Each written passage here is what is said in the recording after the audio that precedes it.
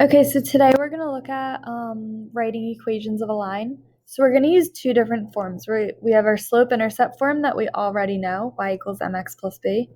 Then we're going to introduce point-slope form, which is another way that that can help us with writing these equations. This one is y minus y1 equals m times x minus x1. Your m is still your slope in both of them. So I'm just going to show you the two different methods that we can use by going through an example. So if we have our slope-intercept form, we have y equals mx plus b. So if we're given a point and the slope, we know our slope is our m, and our point is xy. So we can take all those values and plug them into our equation. So we know y is -3, our m is 3, and our x is -2. Now we're going to solve for b to get our y-intercept for this equation so that we can write our slope-intercept form of the line. So we have -3 equals 3 times -2 is -6 plus b. So we're going to add 6 to both sides. So we get 3 equals b. So then if you rewrite this equation, we now know our slope and our y-intercept. So we can put x and y back in the equation. So y equals our slope, which is 3x plus 3. However, you can also solve this by using your point-slope form. So remember we have y minus y1 equals m times x minus x1. Your point is now going to be x1 and y1. So we have y minus y1, which is -3, equals our slope times x minus x2. Now remember, whenever you have a double negative, it becomes a plus. So we really have y plus 3 equals 3 times x plus 2. Now we just want to rearrange this to get this into slope-intercept form, so pretty much to get y by itself on the left-hand side. So you're going to distribute your slope, so you get 3x plus 6. And then subtract that 3 from both sides, so you get y equals 3x plus 3. So some people find different methods easier. You guys can choose whichever one you want. I'm going to show you another example using both. So now we have x and y, and our slope is m. But now we have a fraction. So we have y equals mx plus b. Our y is 1, m is -3/2, x is 2, and we're solving for b. So -3/2 times 2, the 2's cancel, so we have 1 equals -3 plus b. Add 3 to both sides. So we get that b equals 4, and we can rewrite our final equation. So y equals our slope is -3/2, x plus 4.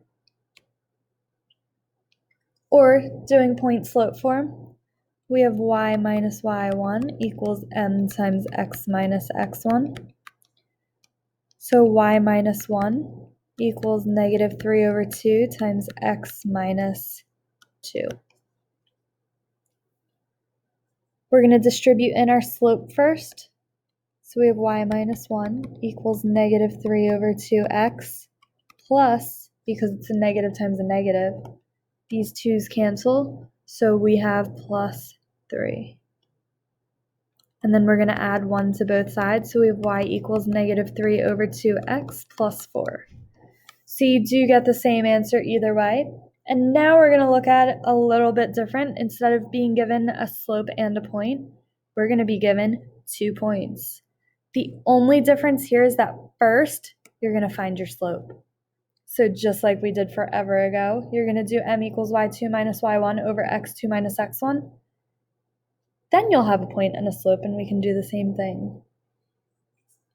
So for example, here we have m equals, we have our x1, y1, x2, y2. So y2 minus y1 is -4 minus -1 over x2 minus x1. Remember, a double negative becomes a plus, so we get -4 plus 1 over -3 plus 4. Negative 4 plus 1 is negative 3. Negative 3 plus 4 is positive 1, so our slope here is negative 3. So now we're going to choose either point and choose either method, and we're going to use our slope and a point. I'm just going to choose that one because it has a 1 in it. Seems a little easier. We have another example, so I'm just going to do this one, slope-intercept form, and the next one with point-slope form. So we have mx plus b. So y is negative 1, m is negative 3, x is negative 4, and then plus b.